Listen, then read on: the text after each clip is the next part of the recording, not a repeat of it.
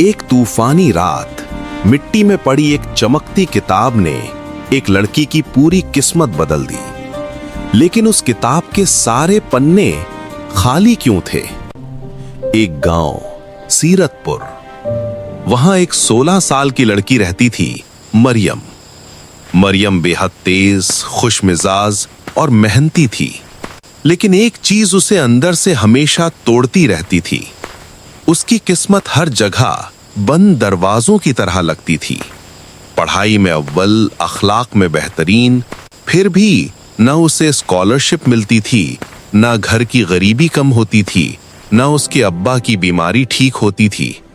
एक दिन मरियम थककर रोते हुए बोली, या अल्लाह, मेरी किताब किस्मत कब खुलेगी? उसकी अम्मी ने सिर्फ इतना कहा, बेटी, अल्लाह देर करता है, इनकार नहीं।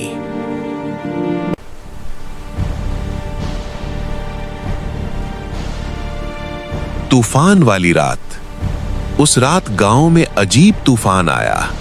बिजली कड़क रही थी, हवा तेज थी और बारिश ने पूरा गांव डुबो दिया था।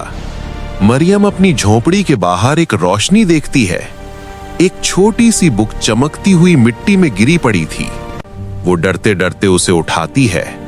कवर पर लिखा था, किताबे सबर।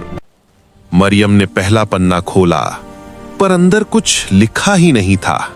पूरी किताब सफेद थी। वो हैरान थी। अद्भुत आवाज।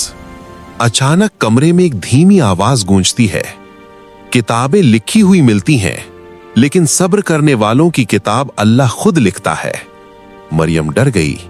आवाज ने फिर कहा, तुम्हारी किस्मत की किताब अभी खाली है, क्योंकि तुम उसमें अपनी उम्मीद, अपनी मेहनत और अपना सब्र लिखने वाली हो।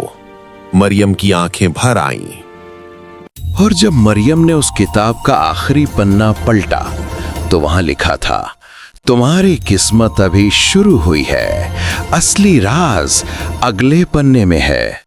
लेकिन किताब का अगला पन्ना गायब था। अब सवाल ये है, वो पन्ना कहां गया और उस खोए हुए पन्ने में आखिर लिखा क्या था? अगर आप जानना चाहते हैं कि उस गायब पन्ने में कौन सा राज छुपा था, तो पार्ट 2 बिल्कुल मिस मत करना। सब्सक्राइब करके बेल दबा लो, क्योंकि अगला हिस्सा मरियम की तकदीर ही नहीं, आपकी सोच भी बदल देगा।